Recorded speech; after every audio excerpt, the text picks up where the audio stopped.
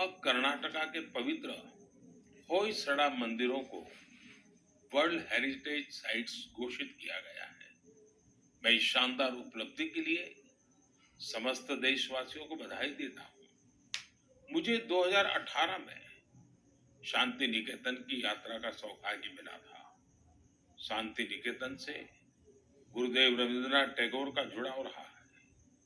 गुरुदेव रविंद्रनाथ टैगोर ने शांति निकेतन का मोटो संस्कृत के एक प्राचीन श्लोक से लिया था।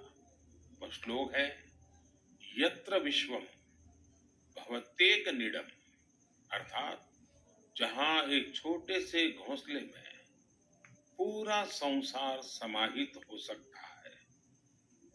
कर्नाटका के जिन होयसड़ा मंदिरों को यूनेस्को ने विश्व धरोहर सूची में शामिल किया है, उन्हें 13वीं शताब्दी के बेहतरीन आर्किटेक्चर के लिए जाना जाता है।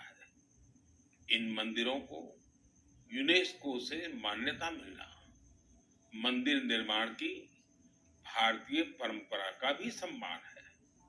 भारत में अब वर्ल्ड हेरिटेज प्रॉपर्टीज की कुल संख्या 42 हो गई है। भारत का प्रयास है कि हमारे ज्यादा से ज्यादा ऐतिहासिक और सांस्कृतिक जगहों को वर्ल्ड हेरिटेज साइट की मान्यता मिले। मेरा आप सबसे आग्रह है कि जब भी आप कहीं घूमने जाने की योजना बनाएं, तो ये प्रयास करें कि भारत की विविधता के दर्शन करें। आप अलग अलग राज्यों की संस्कृति को समझें, हेरिटेज साइट्स को देखें। इससे आप अपने देश के गौरवशाली इतिहास से तो परिचित होंगे ही, स्थानीय लोगों की आय बढ़ाने का भी आप अहम माध्यम बनेंगे। मेरे परिवारजनों, भारतीय संस्कृति और भारतीय संगीत अब ग्लोबल हो चुका है। दुनिया भर के लोगों का इनसे लगाव दिनों दिन बढ़ता ही जा रहा है। एक प्यारी सी बिटिया द्वारा की गई एक प्रस्तुति, उसका एक छोटा सा ऑडियो आपको सुनाता हूँ। जगज्जालपालं गजकण्ठमालं शरच्चन्द्रभालं महादैत्यकालं नभो नीलकायं दुरावरमायं सुपद्मसहायं भजेऽहं नागेन्द्रहाराय त्रिलोचनाय भस्मङ्गरागाय माहेश्वराय नित्याय शुद्धाय दिगम्बराय तस्मै नकाराय नमः शिवाय। इससे सुनकर आप भी हैरान हो गए ना, कितनी मधुर आवाज है और हर शब्द में जो भाव झलकते हैं, ईश्वर के प्रति उनका लगाव हम अनुभव कर सकते हैं। अगर मैं ये बताऊं कि सुरीली आवाज जर्मनी की एक बेटी की है, तो शायद आप और अधिक हैरान होंगे। इस बिटिया का नाम कैसमी है। 21 साल की कैसमी इन दिनों इंस्टाग्राम पर खूब छाई हुई है। जर्मनी की रहने वाली कैसमी कभी भारत नहीं आई है, लेकिन वो भारतीय संगीत की दीवानी है, जिसने कभी भारत को देखा तक नहीं। उसकी भारतीय संगीत में ये रुचि बहुत ही इंस्पायरिंग है। कैसमी जन्म से ही देख नहीं पाती है, लेकिन ये मुश्किल चुनौती उन्हें असाधारण उपलब्धियों से रोक नहीं पाई। म्यूजिक और क्रिएटिविटी को लेकर उनका पैशन कुछ ऐसा था कि बचपन से ही उन्होंने गाना शुरू कर दिया। अफ्रीकन ड्रमिंग की शुरुआत तो उन्होंने महज 3 साल की उम्र में ही कर दी थी। भारतीय संगीत से उनका परिचय 5-6 साल पहले ही हुआ। भारत के संगीत ने उनको इतना मोह लिया, वो इसमें पूरी तरह से रम गई। उन्होंने तबला बजाना भी सीखा है।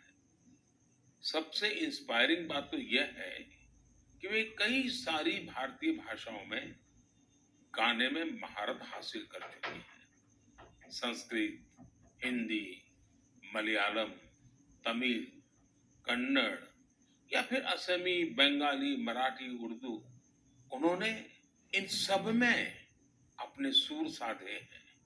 आप कल्पना कर सकते हैं, किसी को दूसरी अनजान भाषा की 2-3 लाइनें बोलनी पड़ जाएं तो कितनी मुश्किल आती है।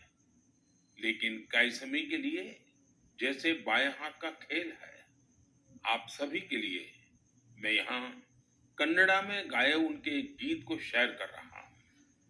ನಮ್ಮ ವಚನ ಬಹುವಚನ ನುಡಿರು ಕನ್ನಡ ನಡೆರು ಕನ್ನಡ ನಮ್ಮ ವಚನ ಬಹುವಚನ ನುಡಿರು ಕನ್ನಡ ನಡೆರು ಕನ್ನಡ ಕನ್ನಡ ನಮ್ಮ ಕನ್ನಡ भारतीय संस्कृति और संगीत को लेकर जर्मनी की कैसमी के इस जुनून की मैं हृदय से सराहना करता हूँ। उनका यह प्रयास हर भारतीय को अभिभूत करने वाला है। मेरे परिवारजनों, हमारे देश में शिक्षा को हमेशा एक सेवा के रूप में देखा जाता है। मुझे उत्तराखंड के कुछ ऐसे युवाओं के बारे में पता चला है जो इसी भावना के साथ बच्चों की शिक्षा के लिए काम कर रहे हैं। नैनीताल जिले में कुछ युवाओं ने बच्चों के लिए अनोखी घोड़ा लाइब्रेरी की शुरुआत की है।